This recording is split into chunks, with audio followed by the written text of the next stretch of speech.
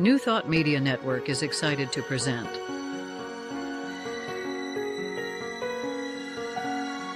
Divine Science Everywhere, Fridays at 2 p.m. Mountain Time and 4 p.m. Eastern. Come explore a modern experience of divine science with Reverend Joy Fletcher, Reverend Jeff Radcliffe, and Bishop Durrell Watkins. Join us as we open our eyes to divine science everywhere we look. Fridays on New Thought Media Network. Welcome to Divine Science Everywhere on New Thought Media Network. Divine Science Everywhere features divine science ministers and New Thought guests to discuss spiritual and divine practices and principle. I'm Reverend Joy Fletcher, and with me today are Reverend Jeff Radcliffe and Bishop Durrell Watkins. Well, what's up with Jeff? Who's he? Why is he here? I'm trying to look at the outline that you gave me and pull up my notes all at the same time, and I'm not doing real well at it. But you tell us about you. You don't need notes. Yeah, there you go. I'm Reverend Jeff Radcliffe. You'll find me on Facebook at Giotti Ministries. Also, I'm part of the Divine Science Federation International Board of Directors, as well as on the board of Divine Science Ministers Association. Very glad to be a co-host on Divine Science Everywhere. You'll also see me Friday evenings on New Thought Media Network's Friday Fireside Chat, co-hosting with Reverend Michael Mangus. So, hey, welcome aboard. Now, Bishop. I'm here. I got stuff to say. I have a resume. But I do want to say this is we plug the network with little commercials, and you'll see a couple coming up. But if this is like you've just found us, or one of us said, hey, come watch me on the show or whatever, and you don't know about the other programming, there's some really amazing stuff on New Thought Media. You should. In fact, there's 5 or 6 now that it's part of my regular week each going. So I'm not going to plug anyone in particular because, then the ones I don't, people get, whatever. But there's a lot of great stuff. So if you like this, there's more good stuff. So do that. I am Durrell Watkins. I am an auxiliary bishop with the Global Justice Institute. I am the senior minister of the Sunshine Cathedral in Fort Lauderdale, sunshinecathedral.org. I am the current president of the Divine Science Federation International. I'm a life member of the International New Thought Alliance. I am the dean of the Samaritan Institute, which is a divine science ministry school. So, and I am in other media. I am a co-host of a show called The Queer God Squad on another network, and a frequent anchor on a news program called Queer News Tonight.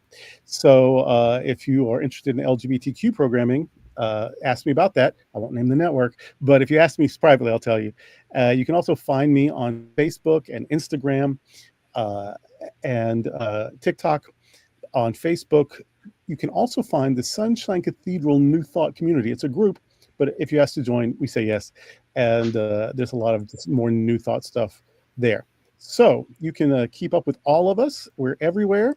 And so if you hear something you like on the show sometime and you would like prayer or questions answered or suggested books to read, whatever, we're all available on social media. So just look us up. And now Reverend Joy gets us going every single week with a beautiful meditation. All right. Let's join together. So let us begin by settling into that stillness that's within you. Take a slow, deep breath in and gently release. Breathing in the fullness of this moment and letting go into peace. Allow your shoulders to rest, your hands softly open, and your heart open.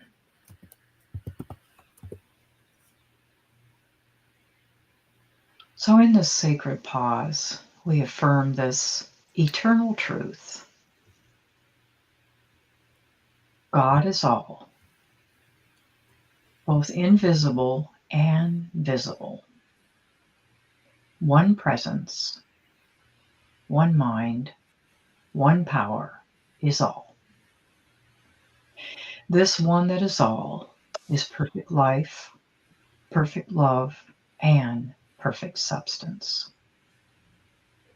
We are the individualized expression of God and am ever one with this perfect life, perfect love, and perfect substance.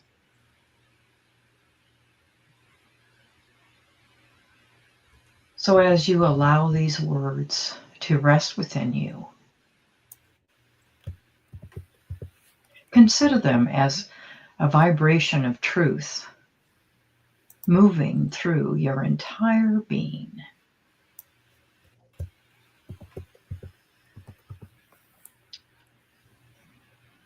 Breathing into this awareness, we remember God, our source, love, is not far away, not distant, and not conditional. This is the very life flowing through us, the love that breathes us, the substance from which all things are formed. Invisible and visible, within and without, Spirit is present. That same presence that gave life to the stars, that carved the valleys and raised the mountains, is alive within us, beating through our hearts, awakening our minds, and guiding our very steps. Take a moment now to imagine that presence as a radiant light within every cell, every fiber, every tissue of your being, as warmth surrounding you, as a mantle of peace, as that still small voice whispering reassurance. I am here. I am here as you, through you.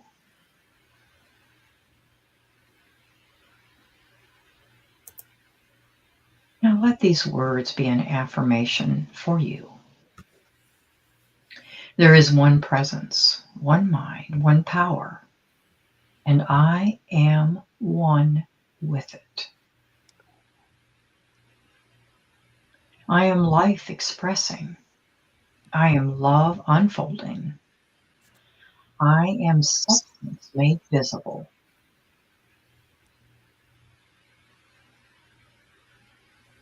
And with every breath, I feel more connected to this infinite presence.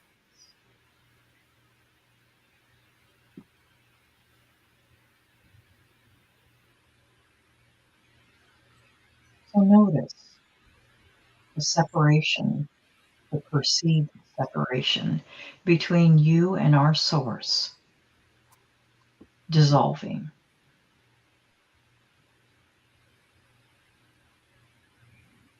Worries, fears, doubts lose their grip when we remember our oneness.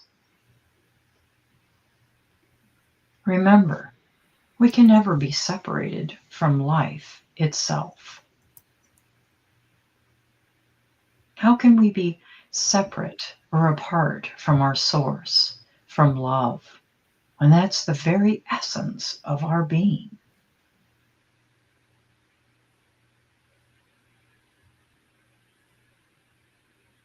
Oneness is the great equalizer. It reminds us there are no outsiders in God, no forgotten ones, no unloved ones. Each of us are held in the wholeness of spirit. Every person we meet, every circumstance we face is an opportunity to deepen our awareness and our connection to God, to spirit, to life in expression.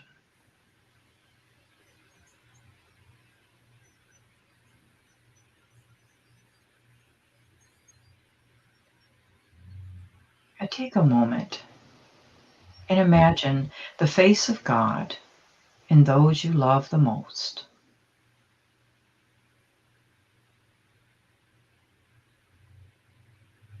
And take a moment to see the face of God in those who challenge you.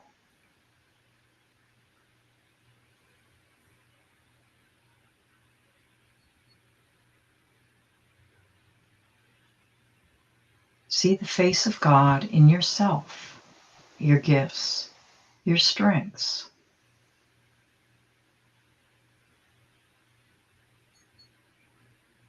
Even your struggles and your unfolding journey. Remembering there is only one presence and one power, God the good.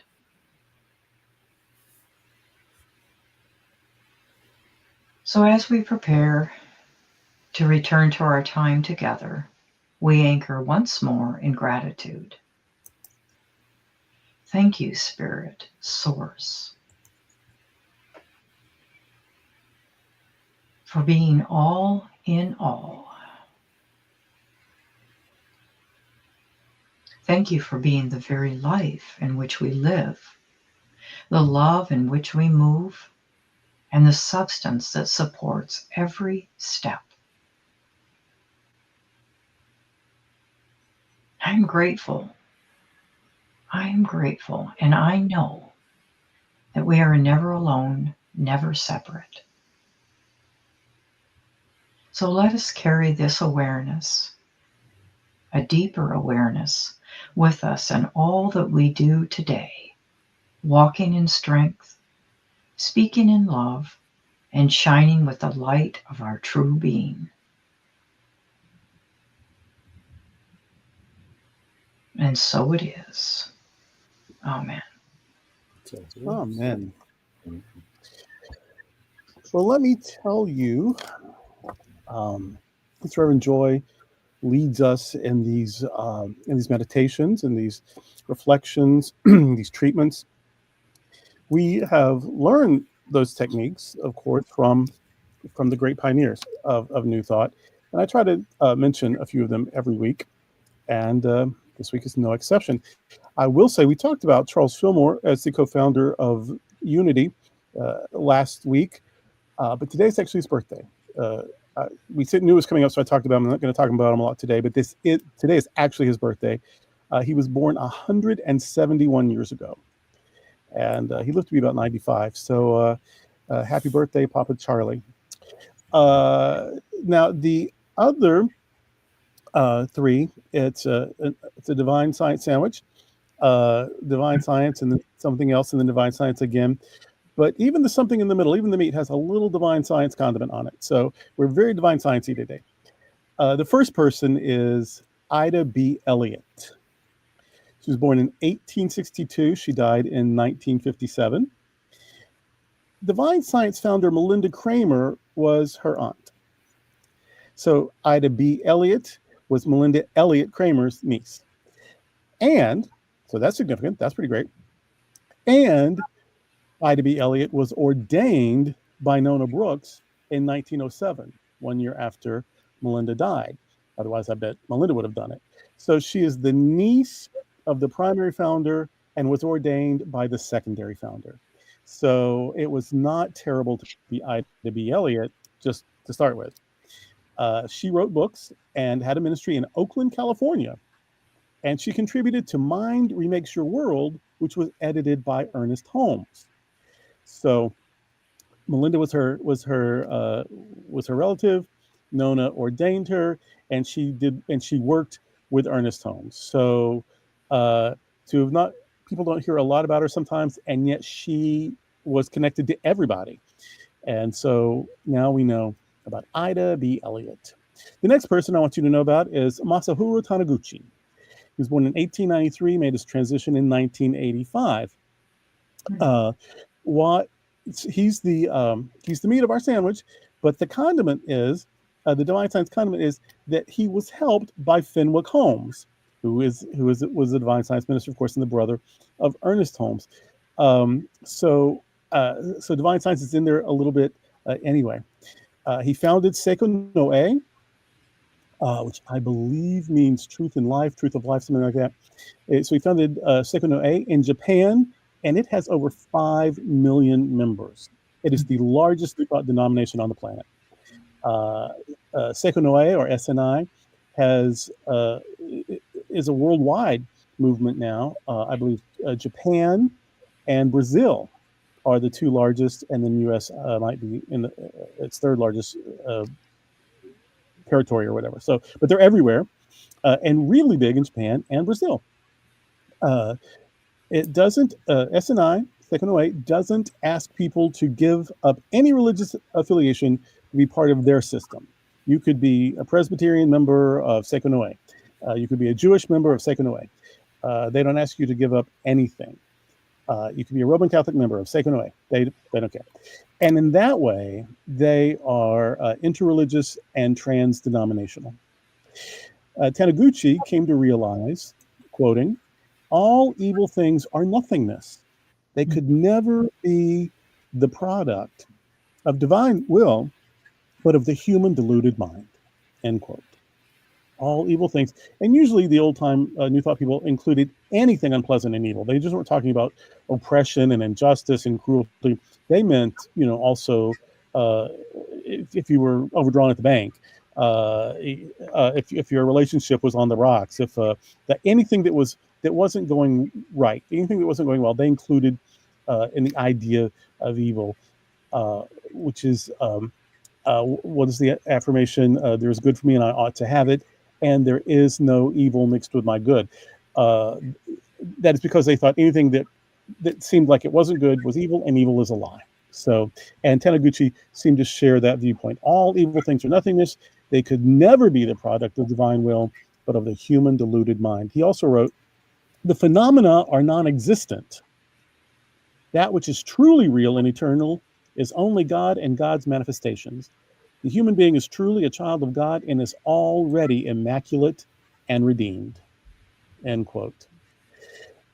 People claim to be healed just by listening to Taniguchi speak. He would be teaching, and their lives would get better before he got to the end of his talk. Seiko no E calls the impermanent and ever-changing world of appearances the phenomenal world. And their meditation technique, their form of treatment, they call Shinsokan. And it's a meditation technique, and it's about realizing your oneness with God, and it involves affirmations, and it's very similar to other New Thought treatments, but they call it Shinsokan. God is what they understand to be the universal reality. You can call it God or not. And true image, they use that word a lot. And that's what they call one's true self, one's real identity, the harmonious and divine essence of all that is. Basically, God in you. The real you is God expressing as you, is what they would say. But they talk about the true image. So that's a little something. They're active. They have publications. Taniguchi's books are still available. So, and he was helped in the beginning by our friend Fenwick Holmes, who is the other piece of bread in our sandwich today. Fenwick Holmes, born in 1883, and he lived until 1973. Now, I love Fenwick Holmes because he started out a mainline Protestant, then became New Thought, and then helped at least 2 other New Thought movements in addition to the one that he came into. So he was all over the place, and I love people who are all over the place. He got his bachelor's degree from Colby College. He went to Hartford Seminary in Connecticut, a very historic and famous seminary. He was ordained in the Congregationalist Church because they were from Maine, and Congregationalists were big in New England. And later, he was ordained a divine science minister. And that's what he was forever. He was a divine science minister. Now, he helped Taniguchi with Sekonoe, and he helped his brother Ernest with the science of mind stuff, but he also led divine science churches of his own. He was ordained divine science. He was ours from beginning to end. Well, the Congregationalists first, but then he was ours from beginning to end. His books, he wrote several books, including Being and Becoming in 1925, The Law of Mind in Action in 1926, and The Truth About Matter in 1944. He wrote a poem in the divine voice, and I've used this so many times in talks, at memorial services, and I'm just going to finish talking about him by quoting this one poem of his. Speaking in the divine voice. I am thy life within thee, I am thy health, I am thy choicest treasure, I am thy wealth. I am thy deepest wisdom, I am thy light, I am thy power within thee, I am thy might.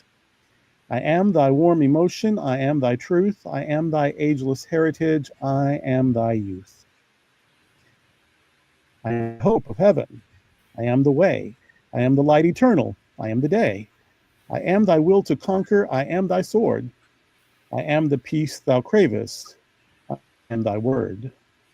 I am the inner presence forever nigh. Whenever thou dost say I am that I. And those are our New Thought luminaries today. And we'll get back with a living luminary right after this commercial break. We are Divine Science Everywhere on New Thought Media Network.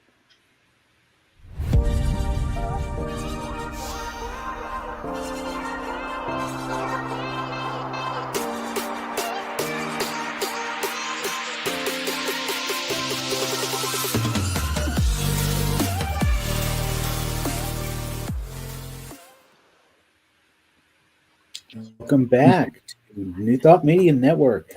It is such an honor to co-host with these two. And now those of you who have seen our show, Divine Science Everywhere, are familiar with our co-host, who is our guest today. But for those of you who are joining us for the first time, let me tell you a little bit about her. Reverend Joy Fletcher is a fifth-generation truth student, an ordained divine science minister. In fact, this past June marked her 30th year in divine science.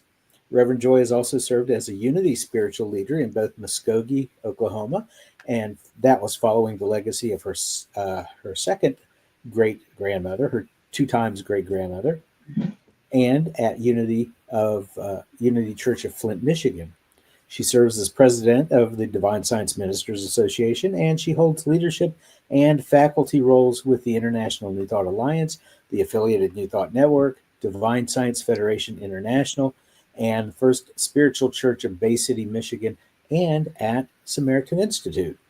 Reverend Joy has also spent 2 decades in hospice work, serving in roles as bereavement coordinator, chaplain, and volunteer coordinator. She's a very dedicated end-of-life educator and practitioner, as well as a grief recovery method specialist.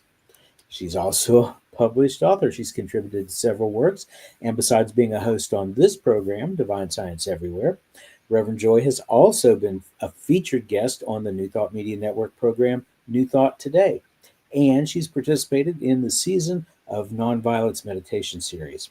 She's affectionately known as Reverend Joyful, and she believes that the awareness of divine science everywhere, in all, through all, as all, is the radiant thread that inspires every step of her ministry. So, Reverend Joy, thanks for letting Bishop Durrell and I turn the tables to interview you. Now, a few weeks ago, we had as guests Reverend Dr. Christine Emmerling and Reverend Cherie Garrett, who are 2nd and 3rd generation divine science ministers. But you have a pretty extensive lineage of your own, beginning in Unity, correct? How about laying out your New Thought heritage for us? All right, I will. Well, first off, I'm just so grateful for this opportunity, and I love sharing this history. My spiritual heritage is pretty wide. Unity, Joel Goldsmith and the Infinite Way, angels, theosophy, spiritualism, divine science, Bhagavad Gita, self-realization, the occult, and esoteric teachings. And when I looked at my ancestry, I was excited to discover that I also see threads of Swedenborgian, Quaker, and Methodist faiths. So all of these streams flowed together into the river of my own path, whether I was conscious of it or not. In 1969, I attended my very first Youth of Unity conference at Unity Village. I was part of a group from Southern California who rode a bus all the way there. And for a teenager, it was an exciting adventure, one that has never left me. The rose gardens of trees. Oh, the trees. I love the trees. The sound of the carillon bells. The bookstore was tucked into the tower at that time, and it was all magical. I remember climbing up to that top floor, looking out on the view from that tower, and that feeling is an awe that stays with me. It was just magnificent. And I'll never forget stepping into that peace chapel for the very first time. The energy of prayer was alive from the moment I opened that door. I remember the first time I just kind of like stepped back because I could feel that energy. And so once we got settled in 1969, I went over to where we checked in, and there was the laundromat and places that you could sit and chat with other people. And I noticed a row of little mailboxes. And something prompted me. And I asked the clerk, I said, do I have any mail? And to my surprise, there was a letter there waiting for my grandmother, dated August 5th, 1969. She wrote, it occurred to me that you are the fifth generation of our family to visit Unity headquarters at Lee's Summit. That's what they called it then. My grandmother Diggs was the first of our family to attend classes there when there weren't any buildings, only tents. And if you visit the administration building, you will see pictures of that first conference held in the 1920s. That was such a gift and a wonderful story, and the older I get, the more significant it is to me. So you see, my 2 times great-grandmother, Frances Rausch Bush Diggs, became an ordained minister in 1926. And to me, that's significant. Women were only given the right to vote in 1920. She was 65, and that was pretty courageous at that time. And of course, women were rising up and finding their voices. And a great deal was due to necessity as well as that inner prompting. She devoted her life to service in Muskogee, Oklahoma, where I went several years later, not the same site, but I was there in Muskogee. And that was pretty exciting to me to think that my ancestors walked in some of the places that I might have walked. And she ministered to everyone that came, and she had services and Sunday school and visited the sick, prayed with them, and she even carried clothing to the underprivileged. And she didn't have transportation, so she walked miles to and from her little church to segregated parts of town, because Oklahoma was still segregated. And she had very little in material ways, but in spiritual gifts, she was abundant. And as my grandmother said, she poured forth what God revealed to her and taught the love of God by living it. She also wrote, she let her light shine in the darkness of the ignorance of truth and did her best to teach the love of God through her service. So she had a small little room on top of a second story of a store. And my grandmother recalls that there was a curtain that separated where they met for services.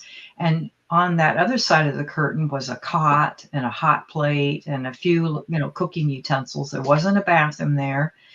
She had to go somewhere else. And she taught her classes there, and someone had donated a piano.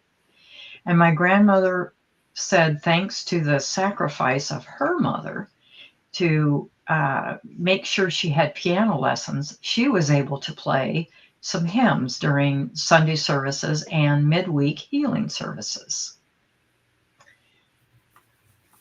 So I want to share that some of the things I also remember about Unity Village was the Unity Inn cafeteria.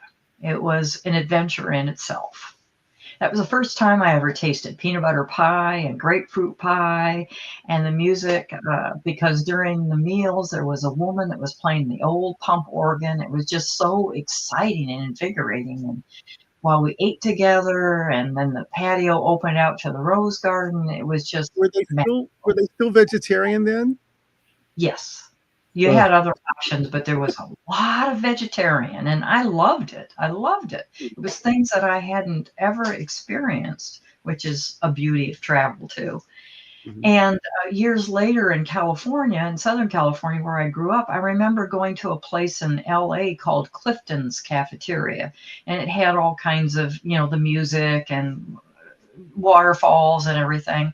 And it occurred to me many years later, that's probably why my great grandmother loved to take us there, is because it reminded her of Unity Village with the inn and the music and things. Mhm.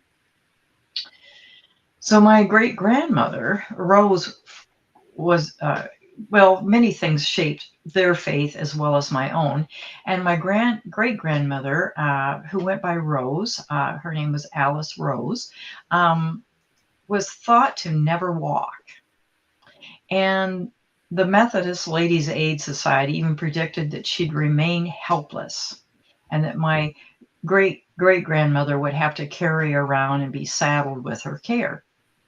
But there was a neighbor there, a Mrs. O'Neill, that encouraged her and gave her a dolly and a doll buggy and a doll to push step by step. And she taught her how to stand and hold that and take step by step. And after some time, she was able to walk.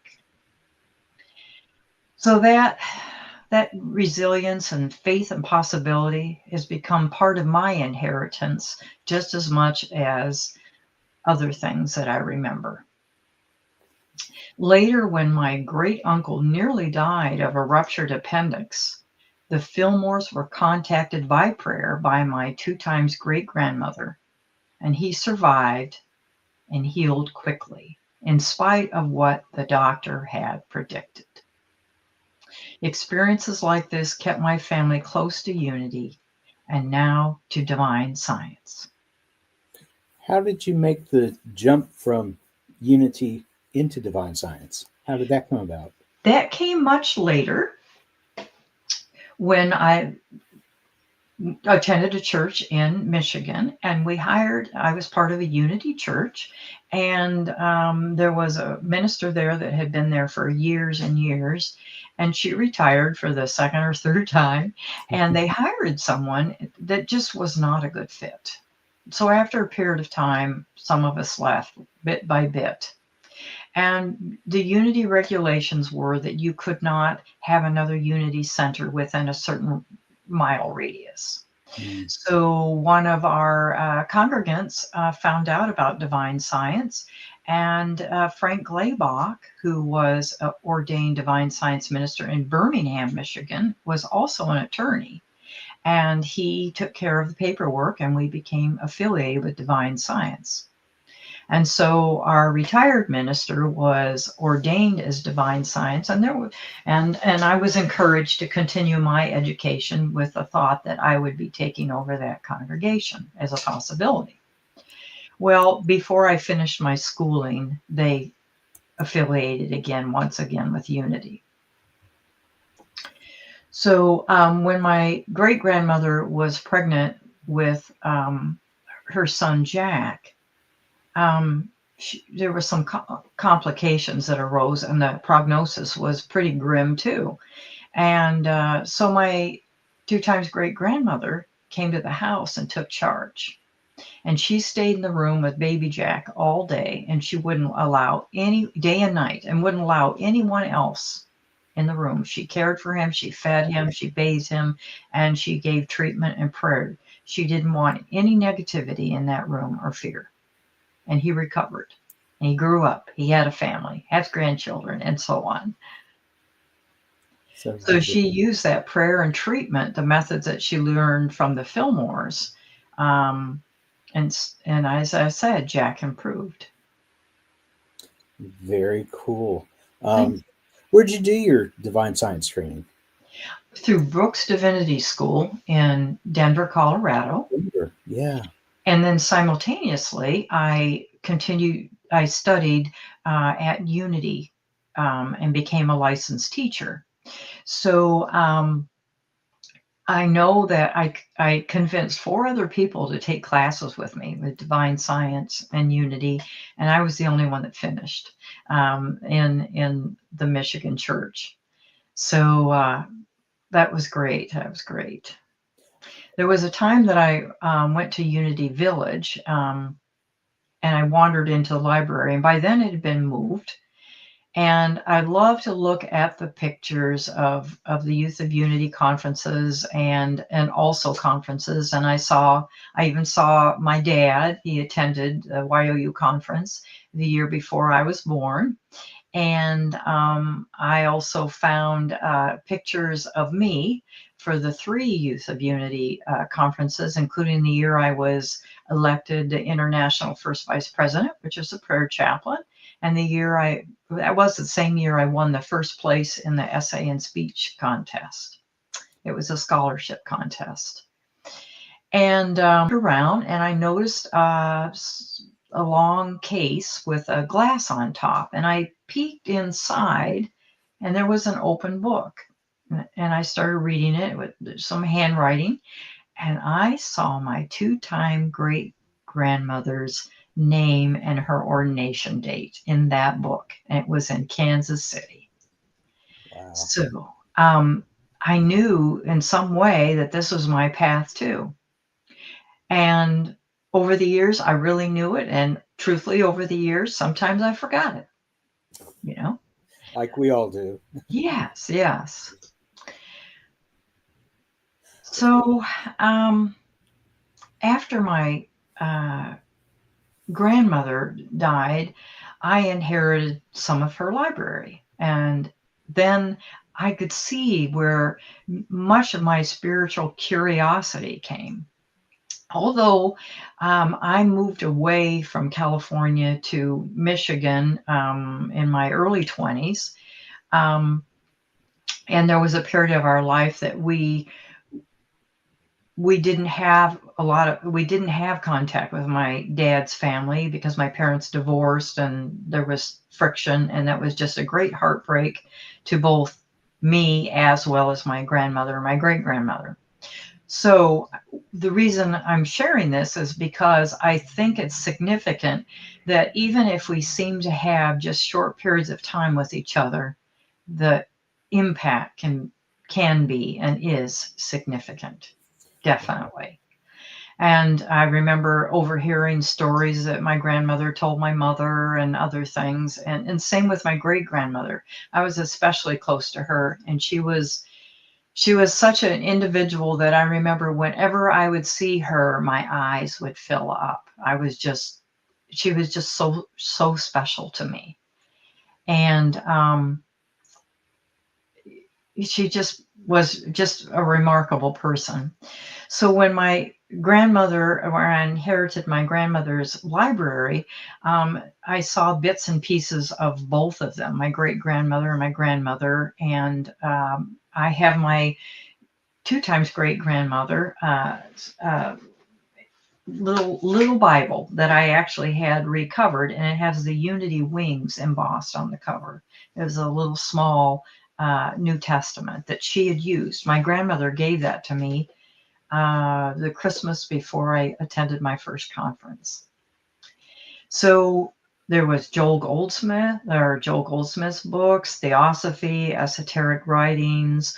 There was even a bookmark that belonged to my great grandmother. That was a great invocation. My grandmother had written me and told me how the family had been members of the Rosicrucians. And I know my great grandmother was very interested in numerology and tea leaves and spiritualism. I can just still hear some of the things that she'd say. And so everything just added to me, the tapestry of me. My sons attended Unity Sunday School, so they're the sixth generation. And one of them has even stepped on the grounds at Unity Village. And my grandson, my oldest grandson, has attended Unity Church in Indiana, where they live as well. So, and I'm just hopeful that they'll carry the New Thought teachings forward in their lives, and who knows how that will end up. So as I look back, I just so appreciate the strength that was embodied by the women in my life. I just think it's remarkable what they overcame and the struggles and being widowed and divorced and raising children on their own and how things were, and yet they followed that inner prompting of what was theirs to do. And so I'm doing my best to live up to that legacy. Thank you. Nice. You'll notice my background has changed. I kept getting booted off, and so I had to move. I had to go to a new place. So I'm gonna have to re-watch, because I heard bits and pieces, but I'm gonna have to watch all the way through to get the whole story again. But I'm going to. So okay. That's the I'll quiz you later. That's the miracle of streaming, is that you're never really lost. You just sometimes are inconvenienced. So that's right. That's right. Yeah. So Home of Truth was started by a woman, and Unity was co-founded by a woman, and Divine Science was founded by women. So the Chicago New Thought Seminary, Emma Curtis Hopkins, that was by a woman. So your family certainly in the tradition of women leaders and teachers, sometimes well ahead of their time. Mm-hmm. Mm-hmm. That's right. That's right. Yes. Yes. Now you've mentioned spiritualism. The Church of Spiritualism the spiritual church was started by women, the Fox sisters. What's the thread? The Divine Science and the Unity and the Spiritualist and the Theosophy and it sounds like a lot of names, but I bet there's something that's all the same. What is that thread that's all the same? The connection to all that is, something not outside of yourself. Although it may appear, because spiritualism, people, like to get messages from their loved one and such, and yet there are metaphysical principles there. Mm-hmm. I've spoken at many of those churches, and the same thing with Theosophy, and as my great grandmother had that bookmark, The Great Invocation. It talks about peace and unity. So that's possibly one of the threads. Mm-hmm. Did of course Unity and Divine Science, we pray, about the same way. Do spiritualists do they pray differently than we do? Is it more like a Protestant, or is it more like Divine Science? I think it's more like metaphysics, okay. Divine Science. Yeah, at least the ones I've had experience with. Yes. Mm-hmm. Yes. Mm-hmm. You talked about the Unity Village experience. That is amazing to me that is still true. that that you feel you feel it when you're there. Yes. And they've changed from this building to this building. This building's not as active. They've moved this office to that office, and yet it's all that's where they even the Fillmore's home I think is being used for something else now, but there's still over a century of thinking and praying and studying 24/7 nonstop. Yes. Even when there's horrible storms, they just take their little light from the chapel and they move it to the basement underground to be safe. And that light never goes out and the prayers never stop. And so that's so you do feel it. You do feel 100 and something years of nonstop prayer. It's amazing. It is amazing. It definitely is. Yeah. I miss the pie. It's not. I don't think it's as strict anymore with the dietary stuff, but the food is still good. Yeah, I still love it. Yeah, I enjoyed the vegetarian things. Like I said, exposure to other things, and I enjoyed it. So well, Charles Fillmore was influenced by theosophy. So and the wings, the world, the planet, and the wings, that symbol, the unity symbol, is from Eastern thought. So he was very. He was maybe more sort of leaning toward occult than other, than like Ernest was, or yes, and some of those are a path to something else, and then there are similarities as we talked about, and some differences, but it's all about connection. Yeah, if you had three people lined up, and one was religious science, and one was divine science, and one was unity. It seems to me that the divine science is like them both. Like you'd almost need two divine scientists, one to pair up with the unity person, one to pair up with the science of mind person, because we really are sort of where they meet. Yes, I would say so too. In 1993 and 94, I actually was part of a science of mind group and went to Russia. And was handed a booklet. It was a simplified, version of Science of Mind to teach the Russian students, and that was pretty incredible too. And I really saw the similarities too. Yeah. Excellent. Well, we want to hear a bit more from you, but first we've got to do some business. So this is Divine Science Everywhere here at the New Thought Media Network. New Thought Media Network. We are a global broadcast network of positive music, media, and entertainment, inspiring humanity's evolution along the journey of enlightenment and creating a world of love, peace, empowerment, and prosperity for all. New Thought Media Network. Positively inspiring.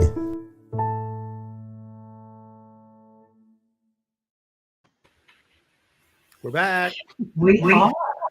And we've had some amazing guests, but it's also amazing that you've been able to tell your story.